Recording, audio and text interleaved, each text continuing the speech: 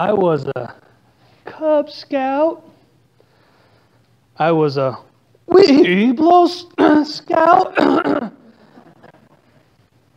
was a Boy Scout. And yes, even a Girl Scout. Self-proclaimed. Scouting has taught me a few principles in life. And first off, to be the Scoutmaster, you have to be tough. I'm talking Vietnam veteran tough. Our Scoutmaster, Brother Smith, was Vietnam veteran tough. Our first camp out. 12-year-old scouts. Boys, time to go to bed. Yes, sir, Mr. Scoutmaster, sir. Climbed into our tent and proceeded to do what 12 and 13-year-old boys do. As you know, we started to giggle and gack like little young women.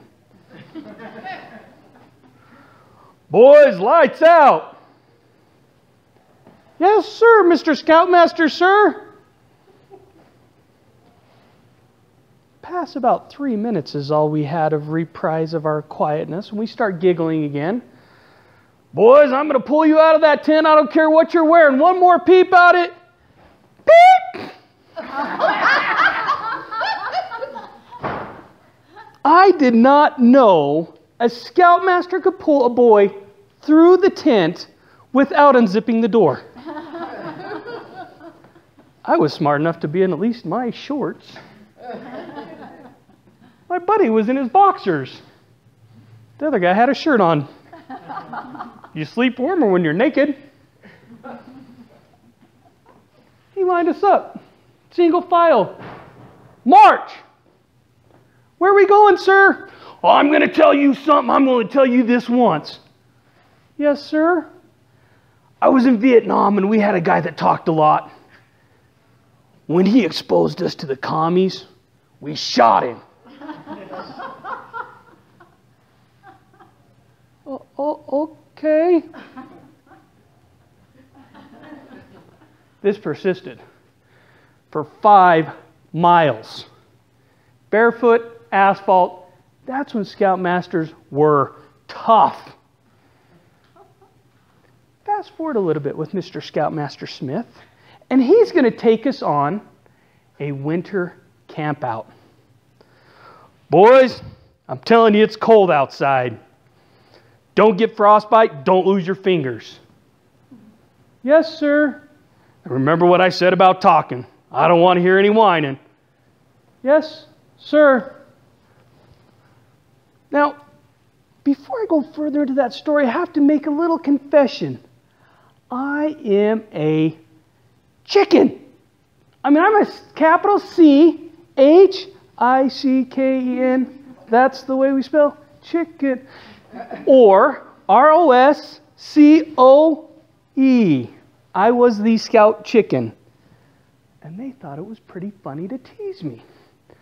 So as we're driving up to scout camp, they started to tell me the story.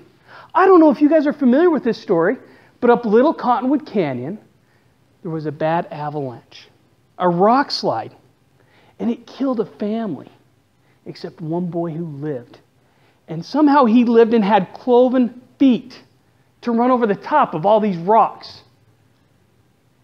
But in order to survive, he had to eat 80 to 110 pounds of meat per night. Just about your size, Roscoe. Yeah, I was C-H-I-C-K-E-N. I was scared. But I showed my best face, and I knew to be quiet. So we hiked up into camp. Grabbed our backpacks, for this was a snow camp. We were camping. Who knows how far in, but we're just going to hike. We hike up to camp. Set up camp. And then we get to the good part. We get to cook marshmallows. And hear another scary story. There's a guy with a hook. You might have heard this story. A date, a hook, and he likes guys just about your size, Roscoe. So I could not sleep. I stayed awake. Hour passed and I'm still awake. One of the scoutmasters has a great idea. He's going to help me burn some energy off. We need to hike down to the truck to find some more gear. I'm happy to hike with him because I have nothing better to do. As we start to leave camp, it's a beautiful moonlit night. Have you seen the reflection off the snow? You can walk without a flashlight. So he convinced me to leave it off because of how pretty it is. We came in 2 miles. It's 2 miles back to the truck. No flashlight because we're going to be tough guys. So we start to walk out of the camp. An animal out of nowhere comes running on all fours. It's the cloven hoof boy. I proceed to calmly collect myself and go, "Ah!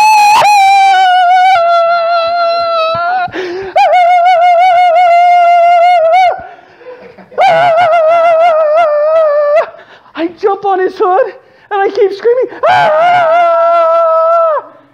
And I hear faintly in the distance, "Roscoe,